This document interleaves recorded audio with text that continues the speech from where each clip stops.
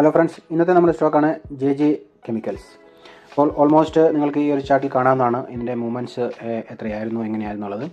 ഞാനിപ്പോൾ 1 ഇയറിൻ്റെ ചാർട്ടാണ് കാണിച്ചിരിക്കുന്നത്. അതിനകത്ത് നമുക്ക് 96% അപ്പ് സൈഡ് മൂവ്മെൻ്റ് ആണ് കിട്ടിയിരിക്കുന്നത് 1 ഇയറിനുള്ളിൽ ഈ മാർക്കറ്റിൽ.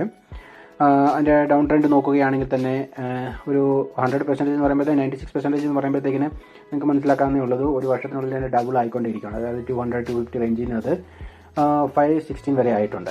അപ്പോൾ നമുക്കിതിനകത്ത് കുറച്ച് ഇതെന്താണ് മാനുഫാക്ചർ ചെയ്യുന്നതിനെക്കുറിച്ച് നമുക്ക് നോക്കാം. മാനുഫാക്ചറിങ് എന്ന് പറയുന്നത് selling of zinc oxide and elite chemicals ആണ്. ഇത് ഈ കമ്പനിയുടെ 1975 സ്റ്റാർട്ട് ചെയ്തിരിക്കുന്നത്.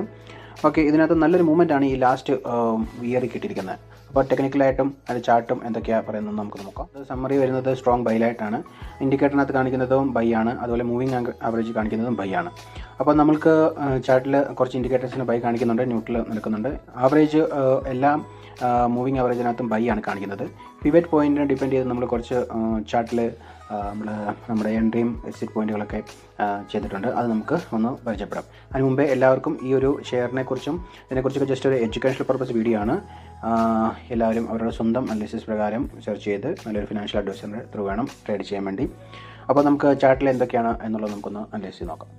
ഇപ്പോൾ നിങ്ങൾക്ക് ചാർട്ട് കാണാവുന്നതാണ്. ചാർട്ടിൽ ഞാൻ വീക്ക്ലിയാണ് ഇതിനകത്ത് ഇട്ടിരിക്കുന്നത്. നിങ്ങൾക്ക് ഡേ ബൈ എങ്ങനെ ചേഞ്ച് ചെയ്ത് നോക്കാം. ഞാൻ വീക്ക്ലി ചാർട്ടാണ് ഇപ്പോൾ ചെയ്തിരിക്കുന്നത്. അതിനകത്ത് നിങ്ങൾക്ക് ഇൻഡിക്കേറ്ററിൻ്റെ ഒക്കെ സപ്പോർട്ട് നോക്കിയിട്ട് ഞാൻ എൻട്രി പോയിന്റ്, എക്സിറ്റ് പോയിന്റ്, അതുപോലെ തന്നെ എസ്എല്ലൊക്കെ മെൻഷൻ ചെയ്തിട്ടുണ്ട്.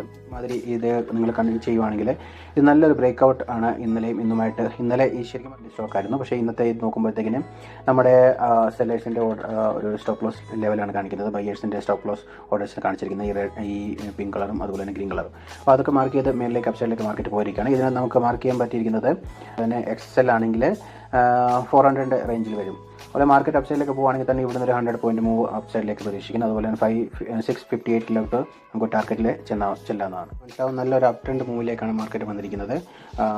ഇവിടെ ഒരു ബ്രേക്ക്ഔട്ട് കിട്ടിക്കഴിഞ്ഞാൽ നിങ്ങൾക്ക് നല്ലൊരു പ്രോഫിറ്റോട് കൂടി ഒരു ട്രേഡ് ചെയ്യാൻ പറ്റുന്നതാണ്.